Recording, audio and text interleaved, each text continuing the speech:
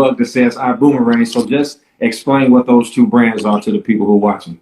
Well, I'll say this. I didn't intentionally wear or put my coffee cup in for brand promotion or whatever it is. Thank you for bringing it up. But this is. Oh, I got to stop you. I just seen this a pretty little, hold on. I just seen a pretty little lady with the last name Bugs that said, "What's up, Pass? Congratulations on your book." So I had to stop you right there. And Earl said, "What's going on? Hey, sister, how you doing?" Go ahead. I'm sorry, man. This is my uniform. This is what I wear.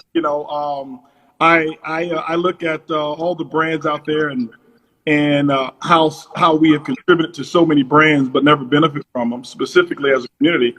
And I'm empowering a lot of people with opportunity. I support myself. I'm my number one supporter. I'm always going to be my number one supporter and my number one fan. And there's not a coffee cup around here that doesn't have my company name or a Dallas Cowboy logo. So yeah. So everybody, he's a huge Dallas Cowboy fan. I'm gonna leave that right where it is. Go Cowboys,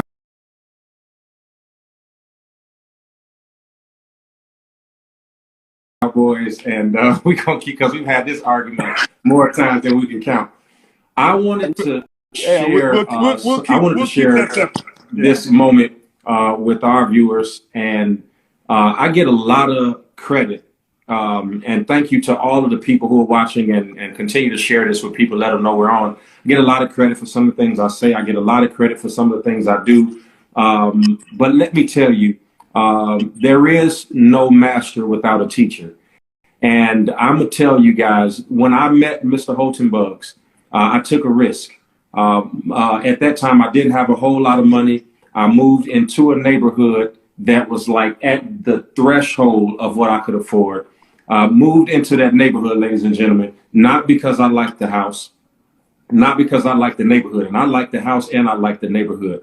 I moved into that neighborhood because Mr. Bugs lived in it, and he told me something a long time ago. He said, if you want what you don't have, you need to get with people who already have it, and you need to live around it, and you need to live in areas where the houses are beautiful and where the cars are amazing, because it feeds the subconscious mind. And I moved in that neighborhood to be the neighbor of the gentleman that you see on this screen. Now, here's the crazy thing. Now, at that time, I'm making a few $100,000 and he's making hundreds of millions of dollars. And I'm in the same neighborhood, not the same house. And I want you to get this. When I moved in the neighborhood, I was a $100,000. He was a multi-millionaire. And his house was the same size as mine. Now, you got to get this. I'm making several hundred thousands. He's making several hundred million, and our houses are the same size. And that is when my mind started to change. I was asking him, some of the things, how he thought and what he did, and he began to share with me. So I started all of that to say, I get a lot of credit, but there's no master without a teacher. And at the genesis of everything I know about money, at the genesis of everything I know about business, and at the genesis of everything I know about helping people to acquire and gain wealth and to be intelligent, came from this man on the screen today. So, sir, first of all, before we get to this conversation, thank you for letting me tag along, for every conversation you let me hear, for every room you brought me in, for every country you took me to. I'm forever indebted to you. Oh, you know what, man? Absolutely. No, I want to say, people always tell me thank you. No matter where I go around the world, I'm always having come up, and it's always great. And then some people ask me, how can I thank you? They don't know how to, and they ask. And I can say you are a model of how to say thank you, because a mentor doesn't want to hear a thanks, they want to see it. Wow. And the way that you say thank you is to go out and succeed with the information that the teacher has given you. And so if I'm teaching a person something or mentoring someone and they come back and they're the same person 3 years later, they haven't said they haven't exercised thank you at all. And so you've exercised a huge thank you. I talk about your story all the time, and I am grateful for some of the things that I've learned from you. We've been reading, my shift over here, and the things that I read in that book I'm grateful because like you said, everybody has to have a teacher. And here's what I can tell you. I have learned more from my students and people that I mentor more than they probably have learned from me. They just don't know it because you can learn from anyone. So I'm also grateful for you as well, man. So I know that you've helped, oh my God, I can't even count. I know at least 50 people personally that were struggling when they came into your purview and now succeeding on whatever level. And I know, just so that you all know, he doesn't, and we don't count everything in dollars and cents. This is not just about money. I've seen you counseling couples who were struggling. I've seen you, put clothes on people's back. I've personally seen you feed at least 50,000 people. I've seen you do this. I've seen the work. Right now, you and I and a couple other people on the board just gave $300,000 to a group over out of the country, and just had a discussion not too long ago of how we can use resources to help people in the pandemic. And so some of the people on the board were saying, we should help this country and this country. And then Mr. Bugs and his wife came right in and said, all fine and great. But Erlene said it, I think she initiated, and she said, but what about the people right here in Houston? What about the people right here? And so I thought that was awesome leadership. And, when I started writing this book, it came to mind. And if you will remember this, we were in your California home. Okay. And I was in the room, and there was a box in the closet. And I took the box out of the closet, and on the box, it was a publisher. It was the #1 publisher. Now, at that time, the manuscript is not written. At that time, I do not have an agent. And at that time, I do not have a publisher. And you said to me, Keon, thought attracts that upon which it is directed. That's right. You said to me, you admire Bishop Jakes and you admire Joel Osteen, but I see the same thing in you. And if you desire it, you will get it. Now, this is 7-8 years ago. To this day, here I am talking to you on the phone. I am now published by the publisher that was on that box. And the agent that is the agent for all of those people that I just named is the same agent that I have. And can you just tell people, because it helped to transform my life. And guys, let me tell you something. If you're watching this right now and you're not sharing this with somebody you care about, you're just flat out selfish. Because what's getting ready to happen in the next few moments that's getting ready to come out of the mouth of this genius, I think you will want to find everybody you can and love to get them on here. If you get them on this IG Live, you probably can get them out of your pocket. But tell them, what is the principle? How were you able to derive that mindset that allows you to so courageously go after everything you want? And what do you do in your mind that creates this reality that you live? Well, I have to start back and give you the foundation of it. I come from a background that we were broke. I was the first person in my family to go to college. Also the first person in my family to drop out of college. So I broke 2 records, and I was the oldest son, oldest grandson, and there was a lot that was expected upon me. My mom had a stroke and an aneurysm when I was in the 11th grade. So here I've got 2 younger brothers in my house in the 11th grade. I'm the oldest, so I was the man of the house even before she had her stroke. And so tremendous pressure was put on me in order to succeed, because I've got my younger brother who was at the time, that was one who was working, who changed the light for me. He was about 3 years old, and my other brother was about 10 years old. And I'm now making a decision. I'll never forget. Here's the tough decision. I had to make 2 tough decisions. The first decision was, and I'll speed this up. I walked in to my house, and my mom is laying on the floor. My brother was sitting in there all day long. He was 1 year old. And my 10-year-old brother walked to my school to get me because he couldn't get in the house. Immediately, I'll never forget, the doctors come out after we rushed her to the hospital, And here is a guy in the 11th grade. I have to make a tough decision. They said, well, listen, your mom has had a stroke and an aneurysm, and we need your consent to operate. I'm like, man, listen, I'm 16 years old. Says, yes, but we need your consent. We need you to sign papers. So I'm like, well, what's the chances of her making it? They said, well, we had 6 other operations today, and all 6 of the people died. Ooh. She's the 7th. I said, well, if I don't do the surgery, what's going to happen? They say, well, we don't know, but it's a very slim chance for her to make it. So I signed the papers, made that decision, and I'll never forget the decision that I had to make, knowing that I had somebody's life in my hand. And I'm going to talk about that later on, but I actually had somebody's life in my hand, my mother's life. Second decision, when she got out of the hospital, her left side was completely paralyzed. I had to teach her how to walk all over again. I had to teach her everything. I would sit on the bed next to her, teach her how to put on panties, teach her how to put on a bra, and I would do it first and show her all of this. Why? Because I had to make a decision whether I was going to go to college or not. And everybody's saying, if you go to college, you know, you're going to leave your mom with these 2 young boys. And I'm like, if I don't go to college, I can get her to walk again, but I can't get her to live the way she's supposed to live. So I've got this tough decision, and I made that tough decision to go to college. Best thing I ever did. And so the decision-making process, that's what prepared me for decision-making. And so going after my goals and dreams was one of the things that it didn't come natural to me. I was pushed into having to achieve something. And so everything that I decided I had to do, I developed what was called a definiteness of purpose. Why?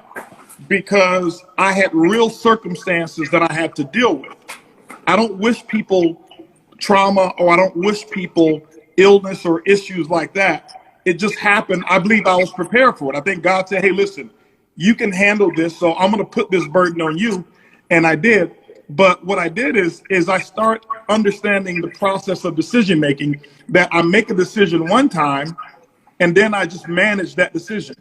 The biggest issue with goal achievement with most people is that they have a horrible time making decisions. And when they do, they remake the same decision or a different decision on the same subject. We got to stop right there, because first of all, you just set off a bomb in my head, because I don't think so one of the methods that you utilize is you make a decision and then you manage. Explain that. You just manage that decision. What does that mean? Okay. So now here's the thing. We're talking to a lot of people on here. Sure, that's not my calling, and I'm not going to pretend with everybody that I am. But I'm a believer, and here's the thing I want to ask you. Do we think that God makes a decision and then changes his mind? No. Okay. Well, when you make a decision, you should have gathered enough of the.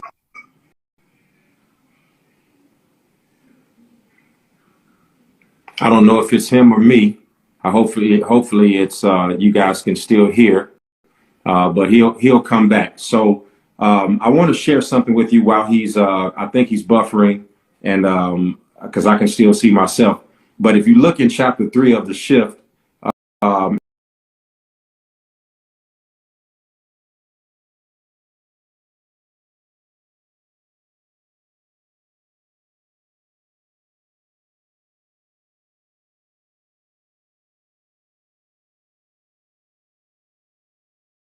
the balance between deliberate and instinctive thinking. One of the things that I've learned from Mr. Bugs myself is that there are 2 things that you have to know that you have. Number one, you got to understand that you have decision making.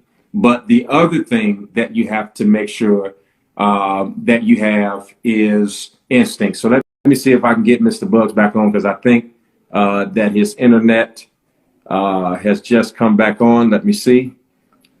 Guys, just bear with me here.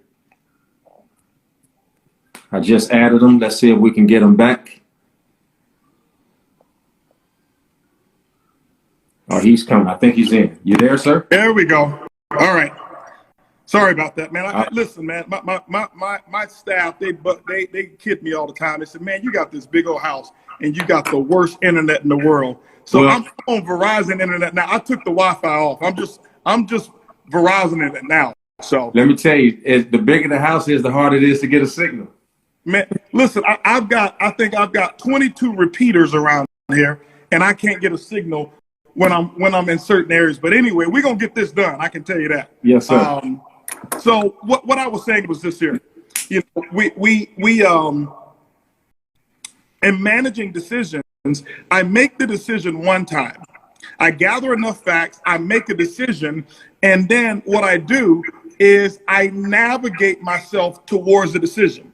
So if I am starting from Houston and I'm going to Dallas, I've number one made a decision that I'm going to Dallas. Now, does it make sense to get from Dallas all the way to Sam Houston and then say, I don't know if I should go to Dallas and turn all the way back and come to Houston? And then when I get back to Conroe, make it maybe so I go. I go all the way back now to Dallas. And then when I get to Dallas, I get past Sam Houston and maybe I get, 70 more miles down the road. I don't know, should I? And then I start coming all the way back to Houston. I'll never get to Dallas. Because you didn't manage the original decision. Right, because I'm making different decisions about a destination. So when I go to Dallas, I've decided I'm going to Dallas. So what my job is to manage the navigation. So if I have a roadblock, I'm still going to Dallas. I just now have to take this highway here instead of 45 all the way out. And if there's a roadblock or an accident here, okay, my decision of going to Dallas is final. I'm not retreating. I now have to take a different route. And if people resolve decision making like they do vacationing, they'd be more successful. Wow. Now, let me tell you guys, I know that's true. I know it's true. I remember the day like it was yesterday. At this time, Mr. Bugs was in another company, and I just seen one of our good friends, Johnny Wembry, that just came through. So, Johnny, we give a shout out to you. And I thank you guys. My team is telling me that you all have some questions in the box, so I'm going to answer some questions. But let me first tell you about that decision-making thing. So I am in Dallas, Texas at the Hilton Anatole. At this time, you're in a different company. You got 7,000 people in one room. You got 2,000 people in another, and you got another 3,000 in another room because your event that weekend was so big you couldn't fit everybody in the same room. And you had given me and the people who were with us VIP tickets. I'm sitting on the front row. You have a blue Armani suit on. I'll never forget. I think you have some blue Angelo Galasso shoes on. And I'm looking at you because I've never seen anybody who had their shirt unbuttoned down to the third button and it stayed crispy. I didn't know how you had done it. And you said at that time, and for those of y'all who seen me take my pen out, one of the things he taught us that day was, and I just saw Avant, she just said she was there. I remember she was there in that company. You said that day, you should never be in the presence of somebody who has what you want and don't take notes. Right. And so you just said something and I started to take notes. So if everybody saw me look down, I still live by that creed today. To this day, I make sure that Mr. Bugs and his staff understand that every time he has a leadership meeting, even though I may not be in the business or the company he's in, those things. But you said that day, you always have to make a decision and manage it. And you said that if you have to use the restroom right now, if whatever it is, I am talking, and those of you in this room, you want what I have. So if you have to use the restroom, you hold it. And at that time, my cell phone rings. I remember that. And my phone rings and I look down at it and you said, make a decision. Now, I've got to give you the background story, ladies and gentlemen. I have just emailed my now mentor, Bishop T.D. Jakes, for the first time that day. He asked me to give him a phone number. I gave him my phone number and I'm in Dallas and I'm thinking, oh my God, is this Bishop Jakes calling me? Now, guys, this is 12, 13 years ago. This is a while ago. So I've got a decision to make. I've got a mentor standing up there saying, don't use the bathroom, don't move. Then I've got my phone ringing thinking that is the next person that God is sending into my life. Long story short, I get up, and I am the only person in the whole building moving. I walk out, and it's Bishop Jakes, and he has just listened to one of my sermons on YouTube, and he has verbatim preached the sermon back to me and told me what I should have said and what would have made it better. And so in that day, I'm listening to a mentor, and I gained a mentor. I could have sat there and I could have dilly-dallied around and wondered and had you looking at me and you let me in for free and all that kind of stuff. And I could have been worrying about what you were going to say. But I had to make a decision. And I think, and I know I made the best decision. I got up, I walked out, and I gained something from that moment. And from that moment, I was able to bring the two of you all together. And when people ask me what I think my destiny in life is, I think it changes. But the mission statement of my life right now is like, I am a hinge at this place in my life. I'm not a door because I haven't accumulated enough. I'm not a way because I'm not old enough. I haven't earned it yet. I'm still in the learning process. But I do have the ability to connect worlds and hinge in between.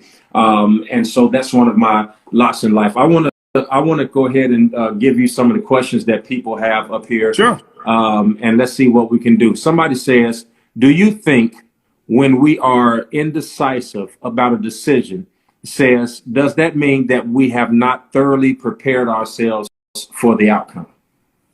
Well, yes. I would say that you have not necessarily, you may not necessarily be ill prepared. You just may not have the courage to accept the reward. And so sometimes the fear of succeeding or the fear of going this direction may cause indecisiveness. Wow. And so some of the biggest fears that I've had have brought about the biggest reward. I've never been rewarded to do something that I wasn't afraid to do. But what I had to do is, like I said, I believe in making a decision. And then I make it the right decision. So some people say, well, I need to really sit down and pray on this and make sure that I'm making the right decision.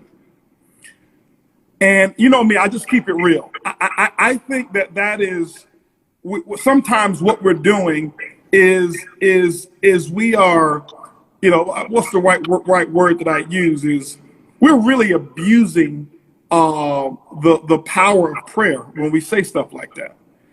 Because you need to sit down and pray to determine whether you're making the right decision. No, successful people don't do it that way.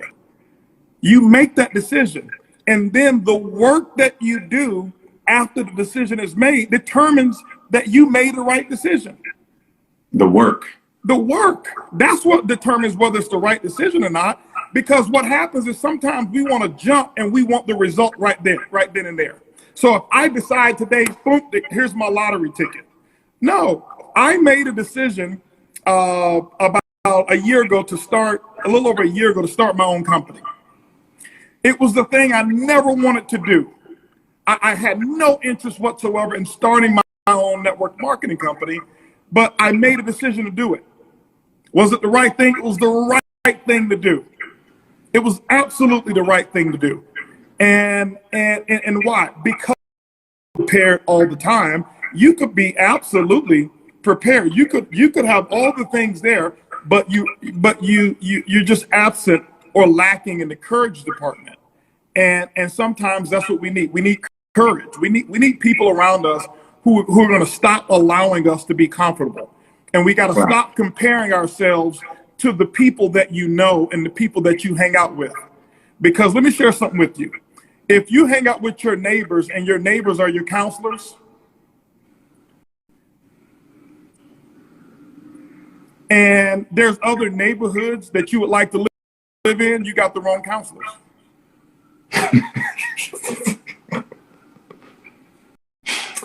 In chapter, I can't even touch that, man. In chapter 7 of the book, I talk about this thing, development. And I will say, that you have helped to develop a lot of the gifts inside of me. Again, going back to the first day that I met you, I'm living in the neighborhood. I'm looking over because it's a golf course, ladies and gentlemen. I'm looking over the fairway, and I'm looking at this guy who every 60 minutes has a different 20 cars driving up to the house. And not just regular cars, Bentleys and Rolls Royce and G-Wagons. And I'm like, who is this guy? I said, I know what it is. He's a drug dealer. I know what he is. He's a drug dealer. The guy sells drugs over there because every day it's a new car and every day there's something being added. And well, ladies and gentlemen, I'm inquisitive. So I went to go meet the drug dealer. So I go over there and I knock on the door and I say, sir, I'm your neighbor. And, I've been to a couple of your events. And I want to know what you do. What you do? I mean, you young and you're successful. I want to know what you do. I want to know how you do it. And if it's legal, I'd like to become a part of it. Ladies and gentlemen, I was fully ready to be kicked off the porch. I was fully ready to be told, man, get off my porch. Who are you, you weirdo? No, sir. This man let me in his house, had the chef cook me breakfast, took his shoes off, was barefoot at the breakfast table and sat Indian style at the table for 2 hours and told me everything that I wanted to know. I mean, for me, I recognized that I was being developed, right? And you sat at that table and you developed me. And Helen Keller said these words. She says that character can't be developed in ease. Only through suffering can the soul be strengthened. And I think that a lot of people look at you now and they see number one in the industry, and they see you developing millionaires, and they see you changing lifestyles and all of that kind of stuff. But to give credence to the people, can you talk about the shift of where you started? Because most people know where you are, but they don't know where you came from. Yeah, you know what? I can tell you that I started with humble beginnings. I mean, first 7 years of network marketing, I never made more than $500 in any month. This was 30 years ago. Okay, I started September 1, 1990. I'll never forget it. And for 7 years, up until 19 months. So imagine 7 years. I never missed an event. So just imagine you're going to an event to get trained or whatever it is. For every week, there's meetings. There's 2 meetings per week. And then there's major quarterly meetings. And there's one big annual meeting, and I never missed an event ever for 7 years. And there was only 3 months that I can say that I brought home $500. Wow. But I was being taught by people that I believe was the best in the world at what they were doing. I was learning and didn't know what I was learning, and how I would apply to something different later on. And so, and now it was time for me to make another shift. I made a decision that I was going to be successful. Number one, I made a decision that I was going to be a multimillionaire. I made a decision that my mom, that I would make a way for her not to ever have to worry about healthcare or money or whatever again. Okay. Because you talk about it in your book. Every day you're going to wake up. I forgot which chapter. I think it's deciding. Every day you wake up and you have life altering decisions that you're going to have to make. 3. Yeah. Chapter 3. So, and I was faced with that. So now here's what I did. Remember, I made that decision that I'm going off to college, to Houston, Texas. My decision wasn't that I was going to get a college education. My decision was I'm going to college. But there was a purpose behind that, to become more successful. All right. So that was my decision. I've already made a decision. So now I recognized I played college football. That wasn't going to work. So you know what I did, Keon? I made a shift. And I started focusing towards education. I recognized after that wasn't going to work. I'd done internships with NIPR, National Institute for Petroleum and Energy Research. I did research projects and developed all kinds of systems for them, for their facilities when I was just a sophomore in college. And I recognized that I was a sophomore in college out of about 3,000 people, and I had one of the nicest cars there. So I'm like, why would I go and do 30 years? Wow. This is what some people don't understand. I stood in the parking lot looking, and cars are not the measurement stick, but it is. And when you're 18, 19, it is a measurement stick. So I'm looking in the parking lot and I'm like, hold on for a second. I'm driving just as nice of a car as any of these research scientists, and many of these people have been working here for 20, 30 years. So guess what I did? I made a shift. And I said, okay, I'm going to now get involved in sales. I got involved in sales, start working at Circuit City. So I started working at Circuit City there. I transferred back to Houston, picked up that job. Now I'm working 3 jobs. Wow. At the same time? At the same time, I was working for a copier company because I finished, like I said, I was finished with school when I was done.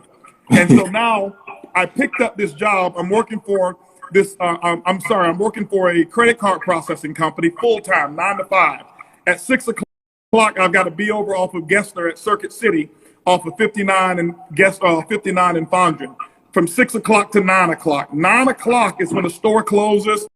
I was the one that had to, never forget, I had to mop that red floor. 9:45, I'm out. I go home at 9:45. I get home at 10 o'clock. I eat dinner at 10:15. I go to bed at 11 o'clock. 1 o'clock in the morning, I'm waking up because I got to be on Fondren and Braeswood because that's where my paper route, where I had to go pick up the Wall Street Journal, put them in my car, whereas I had no registration, I had no insurance, and my left and right blinker did not work. And I'm throwing Wall Street Journals.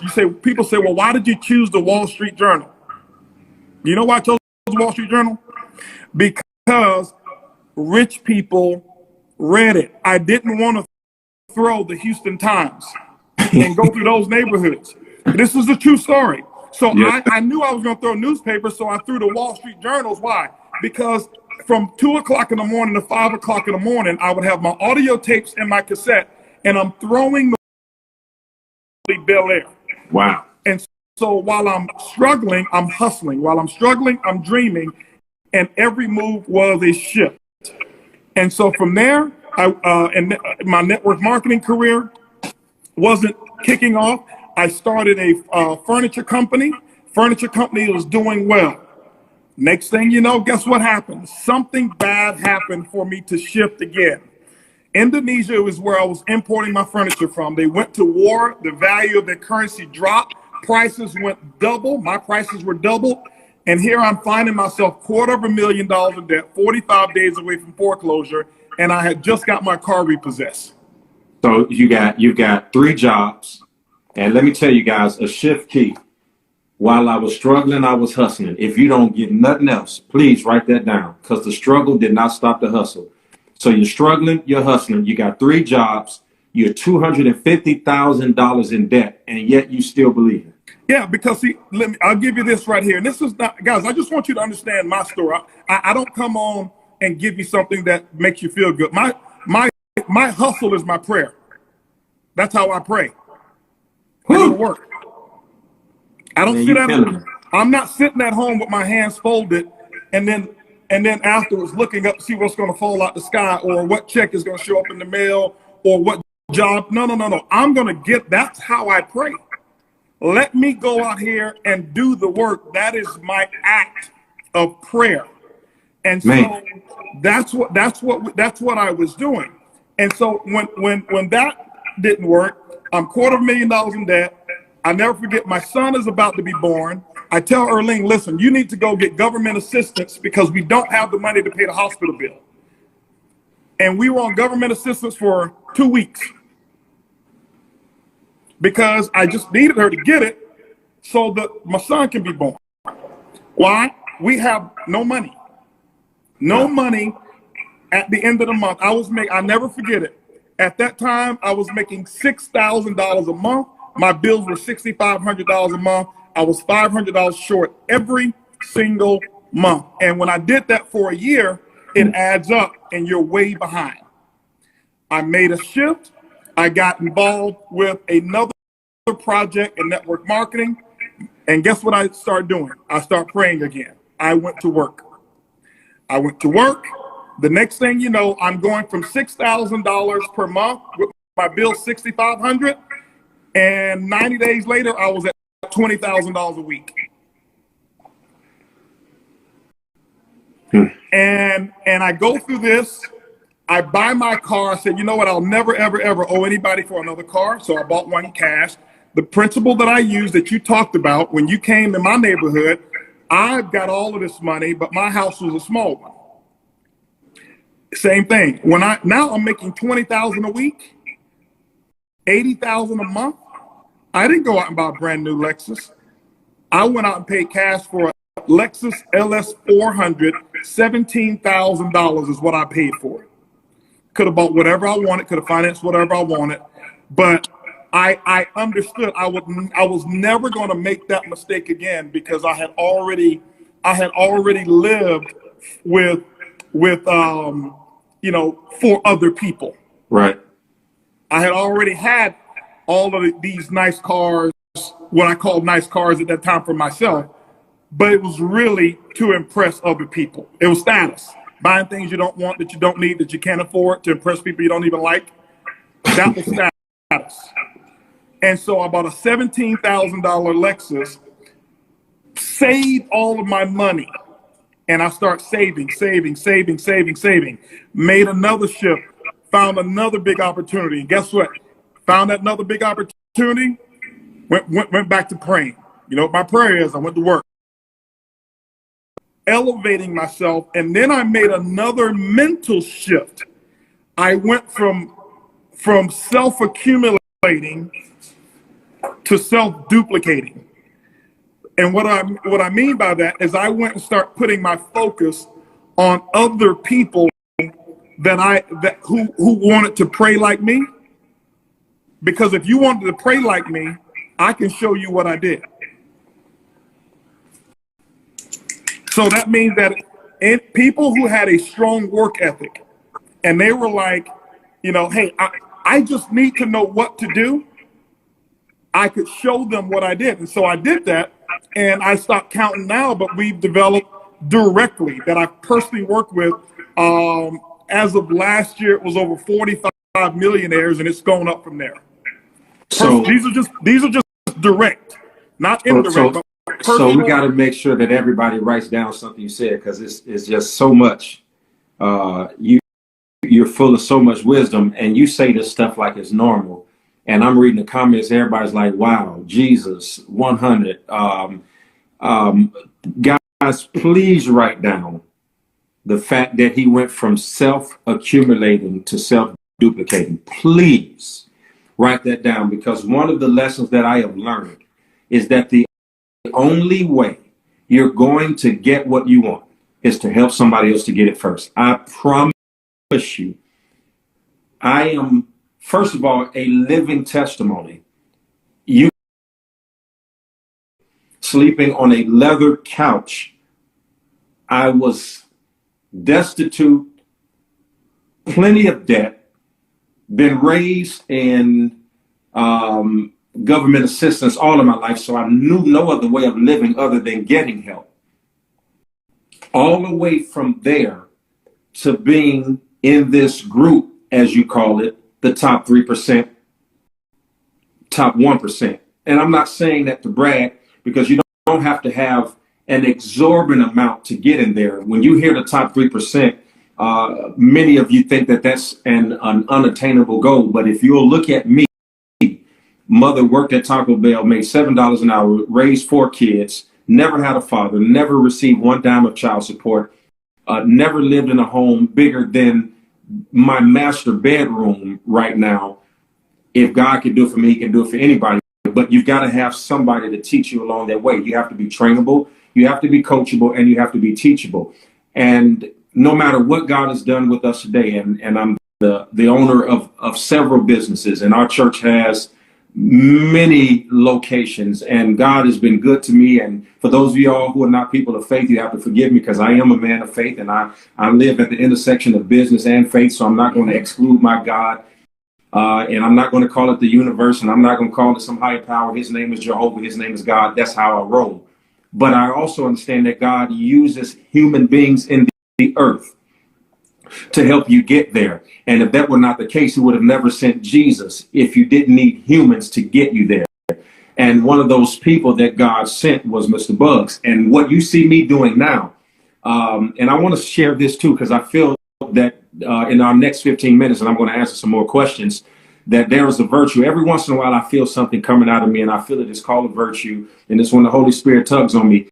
And it is because there are many of you on this call right now, and you're watching, but you don't understand the law of honor, and you don't understand the law of reciprocity. Here I am.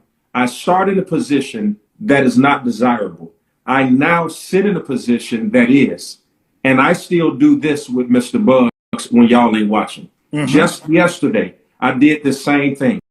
I sat on the phone and listen, when you are talking to somebody who has your answer, please don't answer. Just listen. Just let them go. And even if you know what they've said, if they repeated themselves, or if you've heard it before, it does nothing more but gets deeper into your subconscious. This is actually my Instagram page. This is actually my book. This is actually, quote unquote, my moment. But I'm not doing the speaking because there's somebody on the line that has everything all of us wants. So make sure that you don't ever get too successful to listen. Don't ever get too successful to be pliable. Don't ever make enough shifts in your life that the people who help you get there. And here's one of the worst things in the world. We become so disloyal that once we get there, we forget about the people who helped us get there, not understanding that being connected to that energy keeps you there. I understand that if I disconnect from the energy, if I disconnect from the source, if I disconnect from my God, then I could get there, but I can't stay there. So you got to stay connected. Let me get you some other questions because people have put them in here. I'm going to answer a very basic question. What you think about this? How do I start building wealth on $42,000 salary with 3 kids? I'm willing to put in the work. What would you say to that person? Okay. Here's the thing. I want you to look at 42 right now. Can I just be straight with them? Be straight. Just you're looking straight. You're already looking at you look at what you have from a deficit perspective. So the viewpoint of $42,000. Hold on, say that again, because I'm telling you, you're so smart. You think it's just regular. He's saying to you, you said 42,000. Now there's somebody else making 15,000 right now. If you gave them 42,000, they would say, oh, 42,000. Right. And so you got to change. You don't build wealth. Let me share something with you. You don't build wealth. You attract it. Okay. Because I've never been to the Federal Bureau of Printing and Engraving. I've never made money. What I did is I worked on me, and I start to understand where money comes from and where wealth comes from. Wealth comes from being attractive. How do you be attractive is the question that you want to ask yourself. $42,000. Here's what I want you to look at. I want you to look at it that you're in a surplus, that you get to start your wealth building journey at $42,000 when Keon and his mom started at $7 an hour. And if you look at $7 an hour times 40 hours a week, that's $280 a week. That's $560 a month. That's $1,120 per month times 12. That's not even $14,000 per year. And I'm not yelling or scolding you. I'm just giving you a different perspective to look at it, because normally before you ask for more, be grateful for what you have. And when you're grateful for what it is that you do have, and you learn how to become attractive by working on this, by my speech, by how I talk. I don't speak in lack. I've never spoken lack. My son's 22 years old. He's never heard me say, son, we can't afford. Has there been times in his life living here that I did not have enough money available to do what he wanted? Yes, but I never spoke the words, we cannot afford. So when those words come out of your mouth, and the perspective of which you were saying, asking the question, you were planting a seed that I already don't have enough. And if you plant more seeds, if I already don't have enough, then those seeds go out, take root, and it's going to. Because his Verizon is acting up again. But guys, let me tell you something.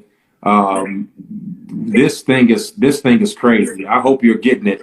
I hope you're getting it. And I looked at our numbers that they steadily grew, and they're steadily growing. I'm going to keep going for 10 minutes because I think that he'll come back in, and I think Instagram is going to cut us off in an hour anyway. But please make sure you write that down where he said accumulating and the duplicating, and that you don't build what you attract. I think he's back.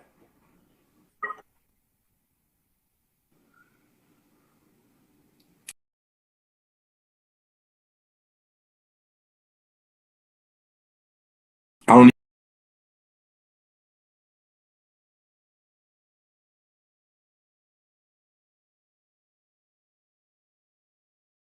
got laid off today. Absolutely, I'll keep going. Thank you for being here. I want you to understand something. That the moment you confront your fears is the moment that you say to the world, I am a contender. I'm a contender. I'm a contender for wealth. I'm a contender. I'm going to invite Mr. Bugs back in here in a minute, guys, but I'm a contender for wealth. I'm a contender for more. I'm a contender for a shift. And this book right here, now you got a man who's made over $100 million in his career, if not more, who says that this is essential reading for his company. I would, if I were you, I would make sure that I get it, because I didn't write this book for people who look at life as a half empty perspective. I wrote it for people who said that I want to make sure that I get everything that the world has to offer for me. So I think that this is good. We're waiting on Mr. Bucks to come back in right now. I think he's connected. You back? Yes. All right. Yes. Keep going, sir. All right. So basically, I was telling a young lady, I don't know what the last part you heard, but I'll say it over. I said, so the way that I heard you speak, even the way that you formed the question, I want you to change that. Okay. And it's because when you speak or ask a question, the way that the question was asked, what happens is those words were words of lack. Those words were words of deficit. And so even in asking the question, you're spitting a question in the form of a seed that takes root. So when that takes root, what happens? Successful, you're not going to attract wealth. You're going to attract more of the thought process that you had, which is lack. So that means you're going to always attract people who will make you stay at a deficit. So let me say it this way, guys. I was telling a story one day. I was preaching, and I preached about how you don't want to miss the forest for the tree. I want you all to imagine all of these people, and God help, and God forbid this would happen to any of us. Think about the person who was in an open field and somehow they ran into a light pole. You've got this big, huge cornfield, and somehow they got in a car accident and they T-bone into a light pole, or they're in this huge open field and somehow they hit the only tree in the entire place, 100 yards, 100 acres, whatever it is, runs into the tree. You know why? Because subconsciously, the mind doesn't understand don't. All it understands is what you're saying to it. So it hears what you feed. It doesn't understand the negative. It doesn't understand the nots. All it hears is the verb, the thing. So if you're driving, and the reason why people run into those trees or those light poles is because this is what's happening. They're driving, and in milliseconds, they're saying, don't hit the tree, don't hit the tree, don't hit the tree. But because the mind doesn't understand don't hit, all it understands is tree, the hand aligns to the thought, and they run right into the thing that they tried not to hit. And when you keep on repeating, I don't want to be, I don't want to be, I can't, I want, all the mind hears is the thing. So let's leave off the negative. Let's leave off all of the negative. Let's leave the fat off the bone. Let's trim it. And let's just talk about the thing that we're going to go after, the shift that we're going to make in the positive, because that's the only thing that the mind understands. Okay. And so the reason why he's saying that to you is I only have 42,000. I don't. Now what you need to say is, I've got $42,000 to start my wealth journey. That is huge. Think about this. If I gave you $42,000 right now and said invest it in whatever you want to invest it in, you would say to yourself, oh my God, thank you. I've got $42,000. The job has given you the same thing. They have just broken it up in segments. Now, it depends on how you spend it, how much of that you have left. That's number one. Number two, I understand having children because I've got one of my own, and I understand how that can drain everything from you. But remember what he said. We didn't build wealth. We attracted it. I moved in the neighborhood with wealthy people. I moved on the street with wealthy people when I was not. Understand, it was a struggle. And any economist would have looked at me and said, you're crazy. You're spending more than 25% of your income on rent. But I knew that if I got in the presence of people who had what I wanted when I didn't have it, then I would attract it. And I saw somebody put up there the law of attraction. So this has been phenomenal. HB, I don't know when Instagram is going to cut us off. So are you still live with us right now? Because I think I see him buffering again. I'm going to keep going. If you all are looking for a great author, there was an author named Les Brown. You got to look him up. He's one of the greatest motivational speakers. And he said that the graveyard is the richest place on earth. And the reason why he says that is because most people die with their dreams inside of them. They die with their ideas inside of them. They're dying with their aspirations inside of them. And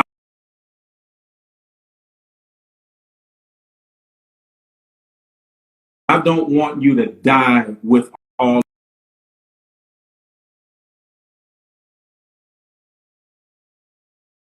Almost, I've gotten my butt kicked by every hater you can think of. I've been lied on, talked about. So yes, I'm selling it. I'm selling this book, but let me tell you something. It's worth the price. It's worth the price. And if you want what's inside of it, you've got to go ahead and purchase it. But I promise you, it will be worth it. I've got 1 minute and 30 seconds remaining before Instagram cuts us off. Mr. Bugs, we got 1 minute and 20 seconds before it ends. I'm going to give the last minute to you. Go ahead, sir. You know, I'll finish with the last question I want to clarify with the young lady there. I want you to understand that it's not even about your money. You think that it's about your money. You could have zero income and learn how to attract wealth. I want you to understand it's about who you become in the process and how you're able to attract people, because you may have the positive attitude, I may have the money, and if I see your positive attitude and belief, then guess what? Your 42,000 means nothing. I'm willing to invest whatever I have. And so this is why I'm saying, don't look at your basket and look at it being empty. What do you have that is attractive to the economy, or what do you have that's attractive to the marketplace where somebody wants to invest in what it is that you have to offer? Your money sometimes doesn't mean anything. It's the attitude that you have, and it's the outlook. And so I want